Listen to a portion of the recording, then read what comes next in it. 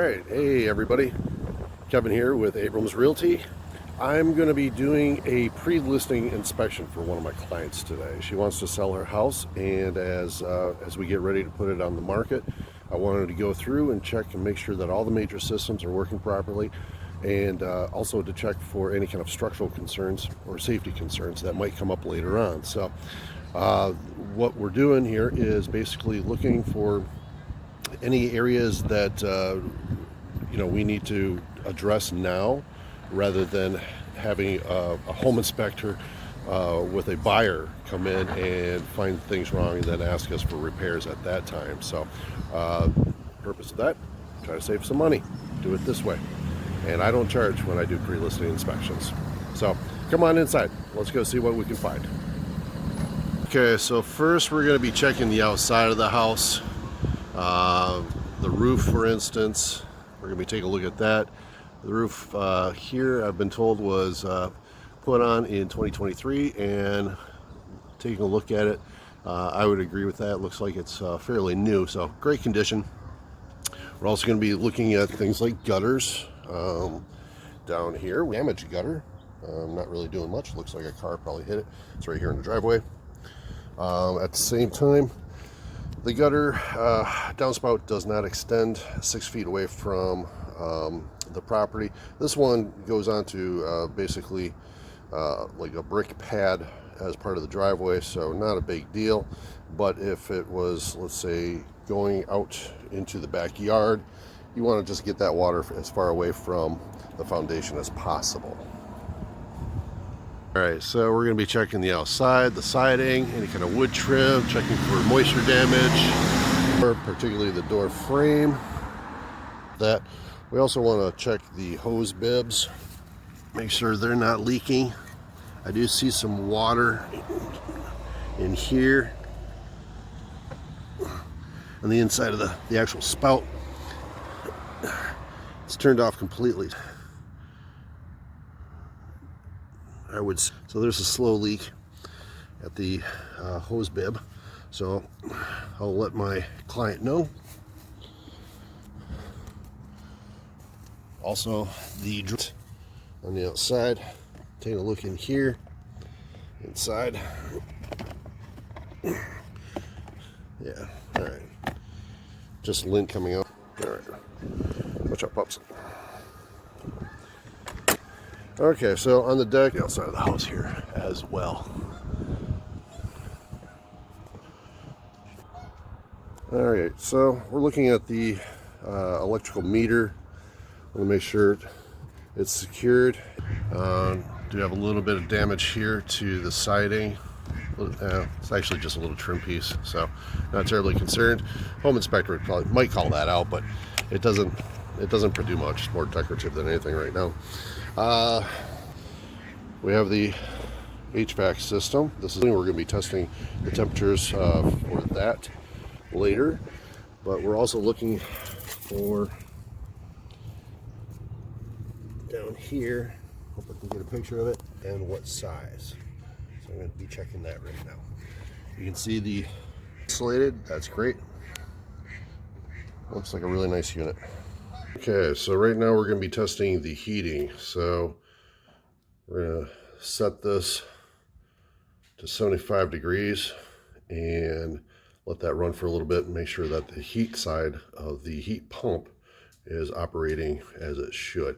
Basically what I'm looking for is a temperature differential, let's say around 10-12 degrees between the hot air that's coming out and the indoor air that's going back into the heating system. So we'll check that in a few minutes. So we've got the heat working. I'm getting good temperature readings throughout the first floor of 100 or over 100 degrees coming out of the vents. This is where the indoor air goes back to the air handler in the attic to basically get heated in this case, or cooled if we're running air conditioning. So we are getting 67.3 degrees going back in. So that's a good temperature differential between the hot air coming out of the vents and the air returning back to the air handler to get heated. So we're going to turn off the thermostat right now because it is blazing hot in here right now. Okay, so now I'm testing the air conditioning side of the heat pump and getting 67 degrees coming out of the vent. That's pretty good. Okay, so here we are in the laundry room checking the water supply and drain for the clothes washer. I'm not seeing any signs of leaks here. Everything's dry, so I think we're in good shape. We're also going to be looking at the dryer duct. This is a foil type of duct work, which I would recommend more rigid duct for the dryer exhaust. The foil type like this does tend to get kinked or crushed, and you can see where this looks like it's kind of twisted and everything, so that could restrict airflow, cause lint buildup, and potentially a fire hazard. So I'm going to recommend to my client that she changes that out, because I'm sure a home inspector will call that out. Okay, so I've made my way to the garage, and right now I'm going to be function testing the garage door opener, make sure that's working properly. Also, I want to check the eyes for the auto reverse. That's these things. Make sure that those are working properly, they're aligned, and they're low enough to the ground, and this is acceptable. So as long as it's within, let's say, 10-12 inches of the floor, that way the garage door will auto reverse if, say, a pet or a small child walks through the path while the door is closing.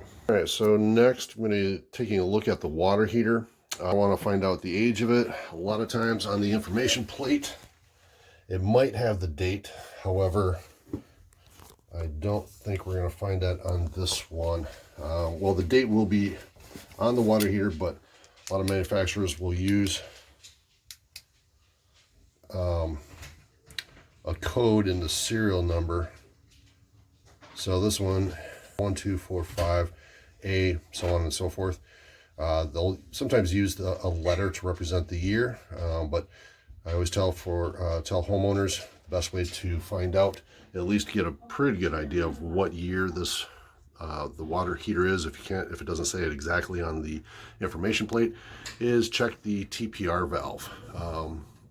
So that's the drain line that comes out of the side of the tank, and you can see, I don't know if you can see it here, but right on this piece right here, there's a number. The first number is well, the number is 1, 2, and then 4, 3. So the first two digits, that'll tell you the year, and the second or the last two digits will tell you the week that it was manufactured. So this is actually a pretty old unit from 2012, manufactured on the 4th or 43rd week of the year.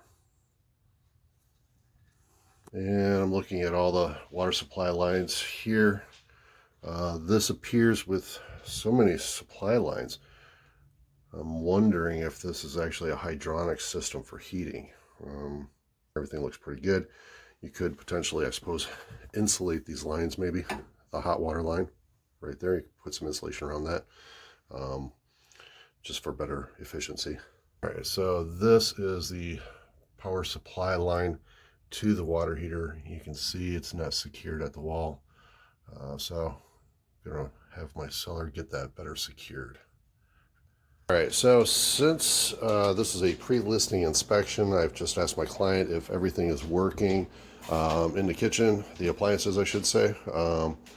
There's maybe a little bit of an issue with the burners on the oven not always working all the time, so either get that repaired or just replace the appliance, because I'm sure, like I said, another home inspector will call that out, and a buyer would more than likely probably want all the appliances in the kitchen to be functioning properly. Okay, so here we are at the kitchen sink plumbing, just checking for leaks, and first thing I noticed is this type of pipe right here.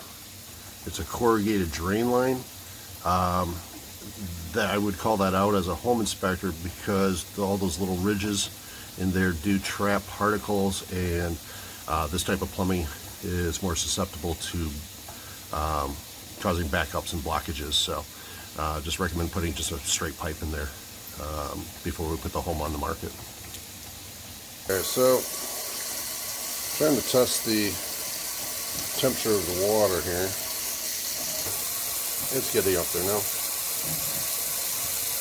Alright, so now we're testing the temperature of the water here at the kitchen sink. 105 is acceptable. I'm good with that.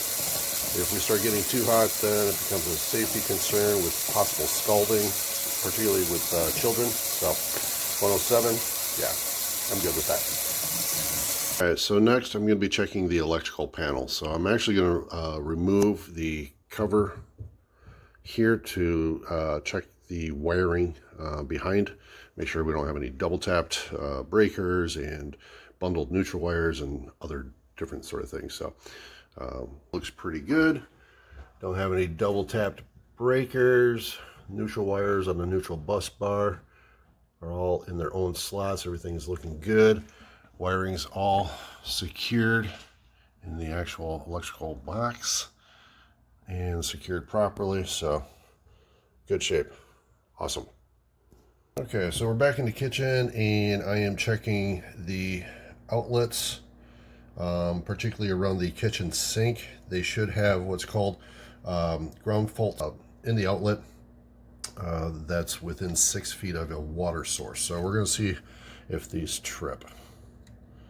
And it does not. So I'm trying to create basically a situation where the outlet would sense that something's going on, and it'll shut itself off automatically. Like for plug something, water goes into the outlet, and instead of you getting shocked, the outlet will sense that something's not right, and it'll shut off automatically. This does not have it, and based on the age of this house, it probably should. So I'm going to recommend just changing that out. That's a simple fix. Go to one of the big box stores and get a grounds, or the types that have that little test and reset button. You'll see them in kitchens and bathrooms. So easy fix, cheap too, because we can do it ahead of time. Maybe maybe one of her friends is familiar with electrical work or whatever, but we can do it on the side rather than paying an electrician to do it later on when it comes up in a buyer's inspection report, where we would then be required to have a DPOR licensed electrician to come out and do that. So this is really to replace that. It's only a $10, $15 receptacle or outlet, and easy enough to install. So we could do it for less than $20, or we can pay an electrician later on about $120 to do it. Okay, so my client pointed out that there's been a water stain on the ceiling in the dining area since she moved in a year ago. So I'm going to be checking, see what's going on. I'm going to put a moisture meter on that and also check to see if there's any type of plumbing upstairs. This water stain is also located near an air supply vent, so potentially there could be some duct work up there that is sweating in the summertime, and that's maybe what might have caused this water stain. But we'll check, we'll put a meter on it, and we'll check upstairs, see if there might be a cause for this. All right, so putting a moisture meter on the water stain in the dining room ceiling, getting about 8% moisture, which is acceptable, and so it doesn't appear to be an active leak at this time. All right, so here we are in the master bathroom, and I'm checking the plumbing, obviously, for the shower. So everything works just fine. The shower diverter, it appears to be a leak, but it's actually coming from the shower head as it's kind of dripping there on the tub spout. The only thing I really noticed is that we are missing a drain stop. So if you want to take a bath, you're going to have to get something to cover that up. So I'm going to recommend to my client to just install a drain stop there. And you can see right at the tub base the caulk at where the flooring meets the tub base. So Just need to go out and get some caulk, seal that up, prevent any kind of water intrusion as people are getting out of the shower. Okay, so I'm not sure if the camera's going to pick this up, but window to the right side, that'd be this one. You can see where it's kind of foggy a little bit.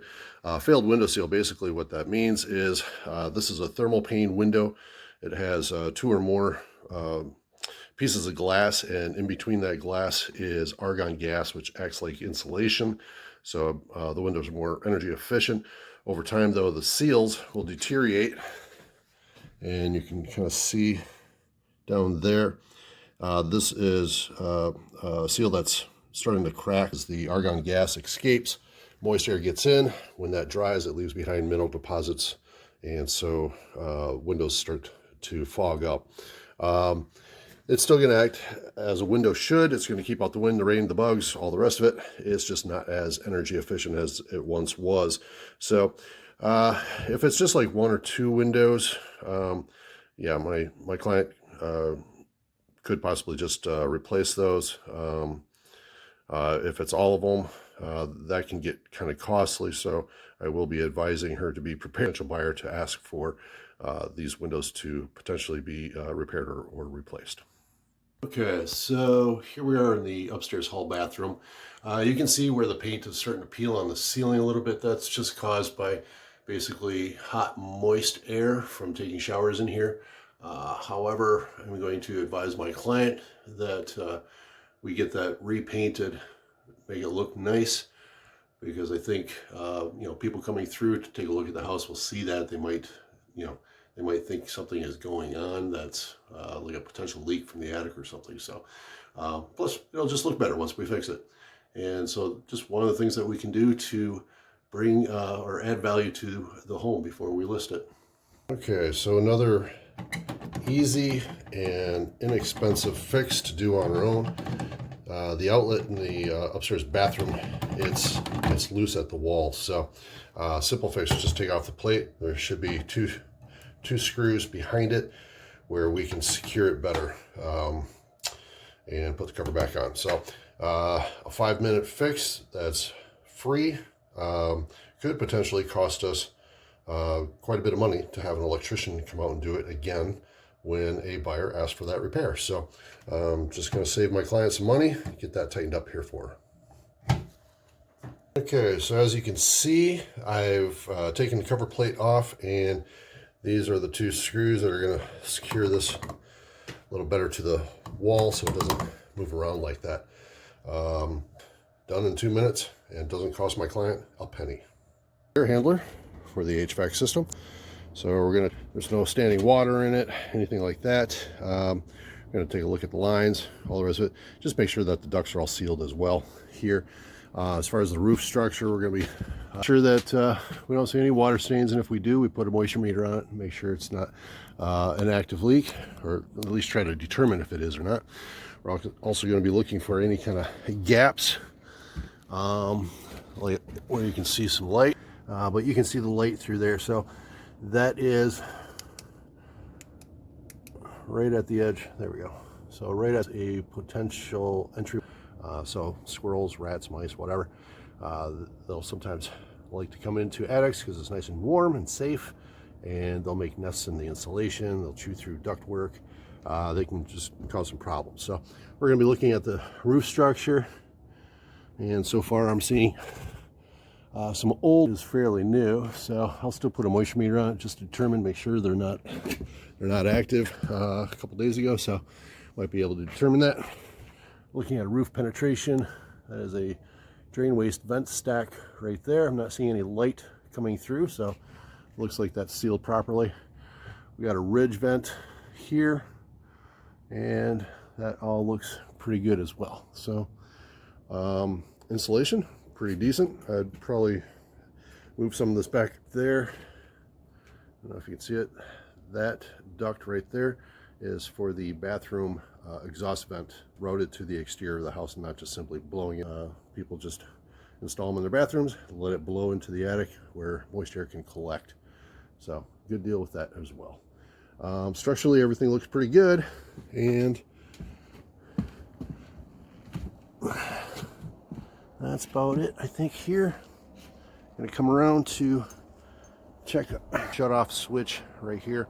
These will detect if the catch pan is filling with water.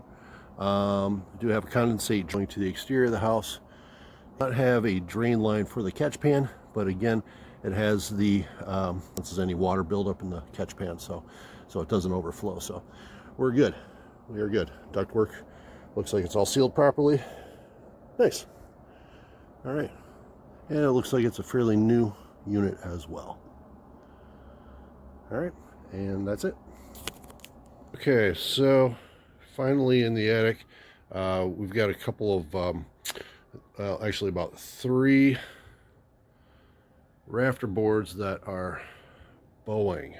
They're starting to bow out from the heat, humidity, and just the pressure of the roof. So I recommend my client get a roofer out here and get these rafters either repaired or replaced, so we don't have to worry about it coming up to, keep the roof structure intact. Otherwise, everything else looks pretty good up here. We do have a little bit of ground, so just have somebody come on up here, push that insulation back so that it fully covers. So I always encourage my clients or anyone else who's thinking about selling their home to get a pre-listing inspection done. This will help sellers to avoid some costly repairs when a buyer is having a home inspection done, and of course they're going to ask for things to be taken care of. And so in this case, many of the areas of concern for my client are homeowner maintenance and general handyman fixes.